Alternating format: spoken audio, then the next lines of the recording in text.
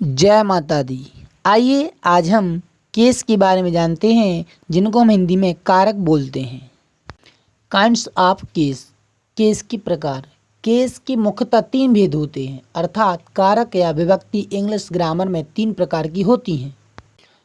Number 1 है nominative case, जिनको हम हिंदी में कर्ता कारक बोलते हैं।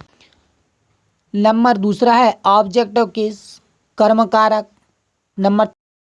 नंबर तीसरा है पजेसिव केस, अधिकार कारक। आइए अब हम इनकी और जानकारी प्राप्त करते हैं। जैसा कि नंबर पहला है नॉमिनेटिव केस, कर्ता कारक। इसकी परिभाषा है जब कोई संज्ञा या सर्वनाम किसी क्रिया के कर्ता के रूप में प्रयुक्त रहता है तब वह संज्ञा या सर्वनाम कर्ता कारक होता है। और क्रिया के साथ कर्ता कारक कौन या किसने प्रश्न का उत्तर देते हैं। कर्ता कारक में कर्ता को प्रधानता दी जाती है। और यदि इसके प्रश्न की बात करें तो कौन या किसने से प्रश्न बनता है। आइए अब हम इनके उदाहरण को समझते हैं।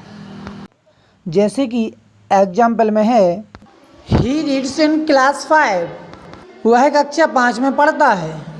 यदि इसका प्रश्न बनाया जाए तो यहाँ पर प्रश्न निकलता है कि वह कौन सी कक्षा में पढ़ता है। दूसरा वाक्य है हरी किल्ड ए टाइगर, हरी ने चीते को मारा। का प्रश्न बनेगा हरी ने किसको मारा। Sunita is a good girl, Sunita एक अच्छी लड़की है। इसका प्रश्न बनेगा कौन सी लड़की अच्छी है। अगला है नंबर दूसरा ऑब्जेक्टिव केस, कर्म कारक। जब कोई संज्ञा या सर्वनाम किसी क्रिया के कर्म के रूप में प्रयुक्त रहता है तब वह संज्ञा या सर्वनाम कर्म कारक होता है। क्रिया के साथ कर्म कारक क्या या किसको प्रश्न का उत्तर देते हैं। एग्जाम्पल उदाहरण जैसे कि ही ईट्स राइस, वह चावल खाता है। इसका प्रश्न बनेगा वह क्या खाता है। अगला है सी वाट ए बुक, उसने एक पुस्तक खरीदी। उसने क्या खरीदा, यह उसका प्रश्न बनेगा। अगला वाक्य है ही कॉट ए थीप, उसने एक चोर को पकड़ा। इसका प्रश्न बनेगा उसने किसको पकड़ा। अगला है नंबर 3 पजेसिव केस, अधिकार कारक। जब किसी संज्ञा या सर्वनाम के रूप से अधिकार या संबंध का भाव प्रकट होता है तब उस वाक्य में संज्ञा या सर्वनाम अधिकार कारक माना जाता है।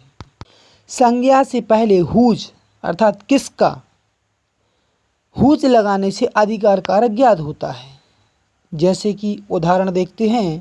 पहला वाक्य ही इज सोहन्स ब्रदर, वह सोहन का भाई है। यहाँ पर इसका अर्थ गलत लिखा गया, लेकिन इसका प्रश्न कैसा बनेगा, सोहन किसका भाई है।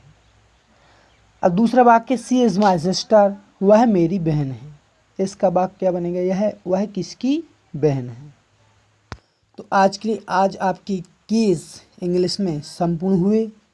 हम माफ़ी चाहते हैं कि हम प्रत्येक दिन इंग्लिश ग्रामर की वीडियो नहीं डाल पा रहे हैं, उसके लिए हमें खेद है, सॉरी। जो अब इसके बाद अगला वीडियो होगा वह होगा संपूर्ण नाउन के बारे में।